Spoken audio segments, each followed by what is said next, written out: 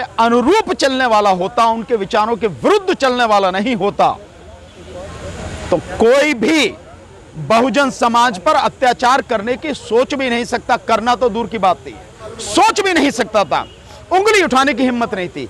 अगर उनके साथ हो रहा है तो उसका कारण यह है कि बाबा साहब का केवल इस समाज ने अपनी नौकरी के लिए, अपनी राजनीति के लिए केवल इस्तेमाल किया।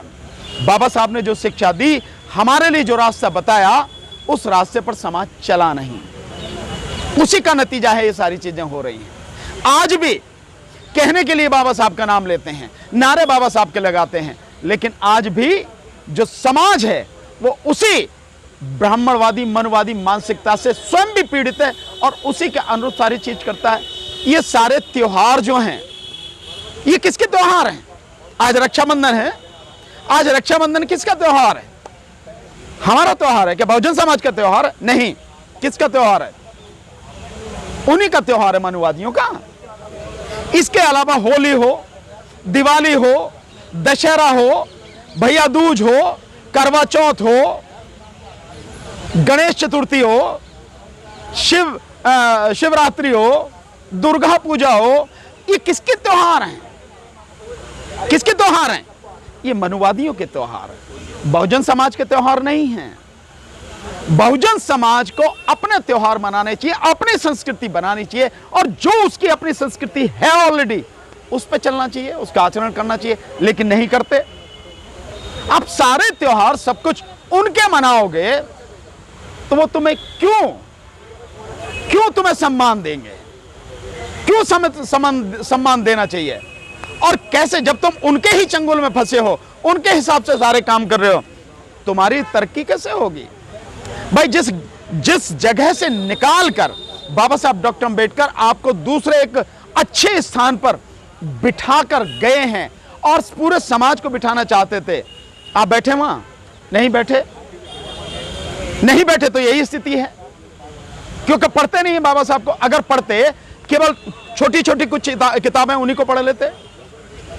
जाति उन्मूलन जो एक किताब है बाबा साहब की, जो पंजाब में भाषण देना था उनको, जो लिखा उन्होंने, और इसके अलावा धर्मांतर क्यों, अगर इसी को पढ़ लेते, और संविधान का छोटा ही हिस्सा पढ़ लेते, अपने अधिकार पढ़ लेते, और राज्य के नीति निर्देशक सिद्धांत उन्हें पढ़ लेते, अपने कर्तव्य पढ़ लेते, जिस चीज से उन्हें लाभ मिलता उन्हें पढ़ लेते, तो स्थिति इतनी बुरी नहीं होती। तो इसलिए समाज को जगाना पड़ रहा है, और हम लगातार समाज को जगाने का प्रयास कर रहे हैं। जीवन में जब तक हमारे शरीर में खून का आखिरी कतरा बाकी है, हम समाज को पूरी ईमानदारी से जगाने का प्रयास करते रहेंगे। हम भी देखना चाहते हैं कि समाज जगेगा, उसमें कहीं थोड़ी बहुत सांस बाकी रही है, या पूरी तरह से मुर्दा हो गया है। अगर पूरी तरह से मुर्दा हो गया है तो उसका अंतिम संस्कार ही होगा और कुछ होगा नहीं, और उसे हमें करने की जरूरत नहीं है। जिन लोगों की संस्कृति को मानते हो वही तुम्हारा संस्कार कर देंगे, अंतिम संस्कार कर देंगे समाज का। और आज समाज अगर अपनी बेटी के लिए, उस बेटी के लिए जो हर आंदोलन में लगातार साथ खड़ी होती है, पूरी ताकत से लड़ती है, वेल क्वालिफाइड है, बाबा साहब के विचारों को मानने वाली, उनके विचारों पर चलने वाली, अगर उसके साथ समाज नहीं खड़ा हो सकता, किसके साथ खड़ा होगा? फिर समाज के साथ भी क्यों खड़ा होगा? अगर ये मेरी ही बात है, हम ही कल क्यों खड़े होंगे समाज के साथ में, अगर समाज साथ में खड़ा नहीं होगा? और बाकी और लोग, केवल समाज नहीं, बाकी और लोग भी, जैसे किसान आंदोलन हम साथ रहे, मजदूरों का आंदोलन हम साथ में रहे, CNRC में हम साथ रहे, लगातार हर तरह से साथ रहे, आंगनवाड़ियों के आंदोलन में साथ रहे, फौजियों के आंदोलन में साथ रहे, हर आंदोलन में, जो महिला पहलवान है उनके आंदोलन में साथ रहे, साथ थे हम लोग लगातार। अगर वो लोग भी इस वीडियो को देख रहे हैं, उन तक भी पहुंच रही है, तो जिम्मेदारी तो उनकी भी है ना, कि वो इस आंदोलन में आके साथ दें, इस लड़ाई में साथ दें। इसीलिए हम लगातार अपील कर रहे हैं और करते रहेंगे।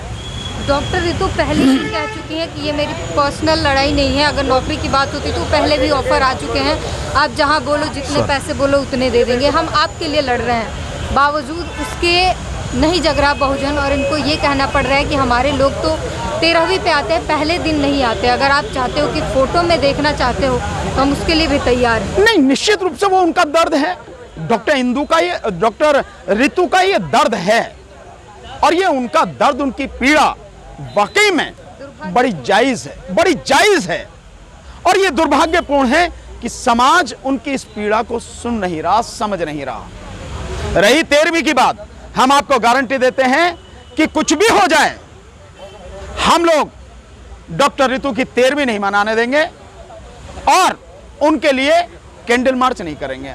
हम ऐसा अब तक जो हुआ है वो हम नहीं होने देंगे, चाहे कुछ भी हो जाए। समाज अगर मर चुका है हम भी मान ही लेंगे, अगर नहीं आता है कि मर चुका है तो मर जाए, हम लोग काफी हैं। इतने लोग तो हैं ही कि इस लड़ाई को इसके अंजाम तक पहुंचा लेंगे हम। लेकिन समाज अगर साथ में आ जाएगा तो लड़ाई जल्दी अपने अंजाम तक पहुंच जाएगी। हम उसके लिए काम कर रहे हैं। आज सुबह से हम यहाँ पर हैं और तमाम लोगों से हमने बात की। सबने एक कॉमन चीज़ हमने नोटिस किया कि एक दुख है, नाराज़गी है कि समाज जो है, बहुजन समाज, वो देर से जागता है, जल्दी नहीं जागता और सही समय पर वो समर्थन नहीं देता। नहीं, निश्चित रूप से ही बिल्कुल सही बात है। आप देखिए 28 तारीख से शुरू हुआ, आज तीसरा दिन है। उस दिन पूरा मीडिया था जिस समय ये शुरू हुआ था, और आप जानते हैं उसके 3 दिन पहले बाकायदा प्रेस कॉन्फ्रेंस करके आप सब लोग उसमें शामिल थे। जो 25 तारीख को प्रेस कॉन्फ्रेंस हुई थी भाई महमूद पराचा जी के यहाँ पर, उसके माध्यम से ऐसा नहीं है कि समाज तक आवाज नहीं पहुंची हो, निश्चित रूप से समाज तक आवाज पहुंच रही है। कम से कम दिल्ली के लोगों तक आवाज पहुंच रही है। अगर 100 के लगभग मीडिया के साथी आ रहे हैं, कवर कर रहे हैं और वो दिखा रहे हैं, और समाज ये कैसे कहेगा कि साहब उन्हें खबर नहीं है, ऐसा तो संभव नहीं है। इसीलिए दुख है कि लगातार प्रेस कॉन्फ्रेंस के माध्यम से, जिस दिन शुरू हुआ उस दिन मीडिया के माध्यम से, और उसके बाद से आप लगातार, आप नेशनल दस्तक के आप जो साथी हैं, कितनी मजबूती के साथ आप सुबह से शाम तक यहाँ रहते हैं, कवर करते हैं, अलग अलग साथियों को कवर करते हैं। क्या ये आवाज पहुंच नहीं रही? पहुंच रही है, लेकिन बावजूद उसके अगर नहीं आ रहे हैं, और दिल्ली में रहने वाले अगर दिल्ली में नहीं आते हैं तो डूब के मर जाना चाहिए उन्हें चुल्लू भर पानी में, अगर समाज के लोग नहीं आते हैं। ये दुख है, क्योंकि लड़ाई एक की नहीं है। यहाँ कितने अब सबसे बड़ी दिक्कत की बात यह है कि दिल्ली यूनिवर्सिटी में हैं और यहाँ पे बस प्रोफेसर रतनलाल है, एक आध और साथी हैं, बाकी दिल्ली में हजारों की संख्या में कम से कम 4-5 हजार तो बहुजन समाज के ही यहाँ पर प्रोफेसर हैं, उनमें से एक नहीं आ रहा, और सारे के सारे एडॉक बेस में हैं। निश्चित रूप से आ सकते हैं यहाँ पे, कम से कम वो तो आ ही सकते हैं ना, वो भी नहीं आ रहे तो क्या शर्म की बात नहीं है? इसलिए इन सारी चीजों को समझने की जरूरत है, और समाज को जब तक नहीं आएगा, और अगर यही मान लें कि बिल्कुल नहीं आएगा, हम लोग तब भी समाज को जगाने का काम करते रहेंगे, उससे आह्वान करते रहेंगे, आओ यहाँ पर, ये लड़ाई सबकी है, एक डॉक्टर रितु की नहीं है, यह भानु प्रताप सिंह की नहीं है, यह महमूद पराचा की, डीसी कपिल साहब की, या जगदीश बेनीवाल की नहीं है, यह राजकुमार धींगान की नहीं है, ये सबकी लड़ाई है, सबको आना पड़ेगा। डॉक्टर रतनलाल की लड़ाई नहीं है, सबकी लड़ाई है। अगर इसमें न्याय मिलेगा तो बाकी और लोगों के लिए रास्ता खुलेगा, उन्हें भी न्याय मिलेगा। पर अगर नहीं आए तो हालत जो होंगे वो देखी जाएगी। तो साफ तौर पर आपने सुना